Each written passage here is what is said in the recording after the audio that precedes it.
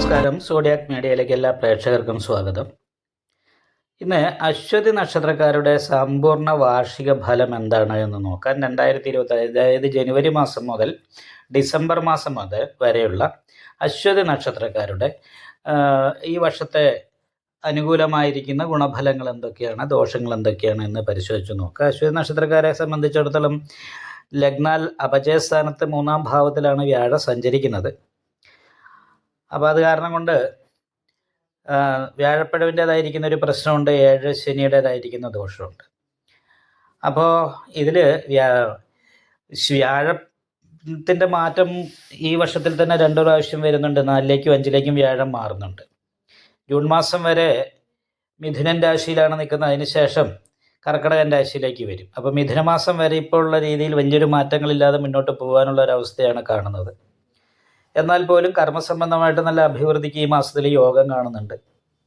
ദാമ്പത്യ സംബന്ധമായിരിക്കുന്ന സുഖം അനുഭവിക്കാൻ, കുടുംബങ്ങളിൽ നിന്നും ഭാഗ്യം അനുഭവിക്കാനൊക്കെയുള്ള യോഗം നല്ല രീതിയിൽ കാണുന്ന ഒരു വർഷമാണ്.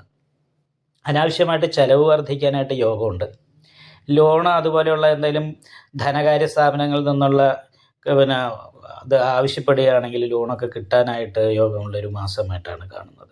പക്ഷേ എന്നാലും ബാധ്യതകളുടേതായിരിക്കുന്ന ഒരു പ്രശ്നങ്ങൾ കൊണ്ട് മാനസികമായിട്ട് ടെൻഷൻ വർദ്ധിക്കാനും യോഗമുണ്ട്. അപ്പം അത് കാരണം കൊണ്ട് പ്രത്യേകിച്ചും വളരെ ശ്രദ്ധിച്ചു വേണം ലോണൊക്കെ എടുക്കാനായിട്ട്. കാരണം എന്താ വെച്ചെന്നാൽ 3ലാണ് വ്യാഴം. എന്തായാലും ജൂൺ മാസം കഴിയുമ്പോൾ 4-ാം ഭാവത്തിലേക്ക് വ്യാഴം മാറുന്നുണ്ട്.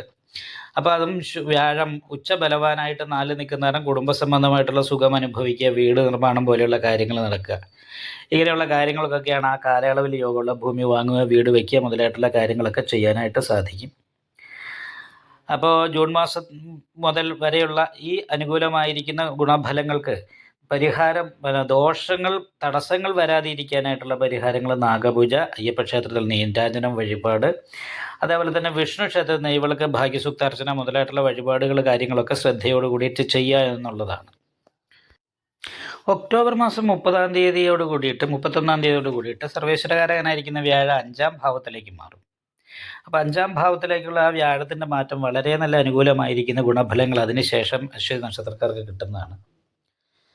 അതേപോലെ തന്നെ വിവാഹം നടക്കാത്തവർക്ക് വിവാഹം നടക്കുക മുതലായിട്ടുള്ള കാര്യങ്ങൾക്ക്, വീട് വയ്ക്കുക, അതേപോലെ തന്നെ പുണ്യക്ഷേത്രങ്ങൾ, വിനോദയാത്ര, ഇങ്ങനെയുള്ള കാര്യങ്ങൾക്ക് അനുകൂലാവസ്ഥ ഉണ്ടാകുക, ഇങ്ങനെ പല രീതിയിലുള്ള ഗുണഫലങ്ങൾ അനുഭവിക്കാനായിട്ട് ഒക്ടോബർ മാസം മുതൽ ഒക്ടോബറും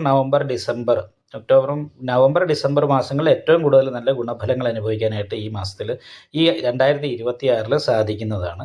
അപ്പോൾ അതുവരെയുള്ള സമയത്താണെങ്കിലും വലിയൊരു ദോഷങ്ങളില്ല. എന്നാലും അത് അനാവശ്യമായിട്ട് ചിലവ് വർദ്ധിക്കാൻ സാധ്യതയുണ്ട്. നാഗദോഷമുള്ളത് കാരണം കൊണ്ട് നാഗപൂജ തുടർച്ചയായിട്ട് ചെയ്യണം. വിഷ്ണു ക്ഷേത്രത്തിൽ ജൂൺ മാസം വരെ അല്ല, ശരിക്കും ഒക്ടോബർ മാസം വരെ തന്നെ ഭാഗ്യസൂക്ത പുഷ്പാഞ്ജലി, നെയ്വിളക്ക് മുതലായിട്ടുള്ള വഴിപാട് ചെയ്യണം. അയ്യപ്പക്ഷേത്രത്തിൽ 7 ശനിയുടെ ദോഷം മാറാനായിട്ട് ശനീശ്വരന് നീരാഞ്ജനം വഴിപാട് ചെയ്യണം. അപ്പോൾ ഇത്രയും കാര്യങ്ങൾ ചെയ്ത് മുന്നോട്ട് പോയാൽ ജോലി ഇല്ലാത്തവർക്ക് ജോലി കിട്ടാനായിട്ട് യോഗമുള്ളൊരു വർഷമായിട്ടാണ് കാണുന്നത്. കുടുംബ സംബന്ധമായിട്ടുള്ള സുഖം, വിവാഹ തടസ്സം മാറി വിവാഹം അനുകൂലമാകും, സ്വന്തമായിട്ട് ഭൂമി വാങ്ങാനും വീട് വയ്ക്കാനൊക്കെ സാധിക്കുകയും ചെയ്യും. നിങ്ങളുടെ അഭിപ്രായങ്ങൾ കമൻറ്റ് ചെയ്യാം. ജ്യോതിഷവുമായി ബന്ധപ്പെട്ട കൂടുതൽ കാര്യങ്ങൾ അറിയാൻ ഈ ചാനൽ സബ്സ്ക്രൈബ് ചെയ്യുക. ഞങ്ങളുടെ ഓൺലൈൻ കൺസൾട്ടൻസി നമ്പർ താഴെ ഡിസ്ക്രിപ്ഷൻ ബോക്സിൽ കൊടുത്തിട്ടുണ്ട്. ആവശ്യമുള്ളവർക്ക് കോൺടാക്റ്റ് ചെയ്യാവുന്നതാണ്.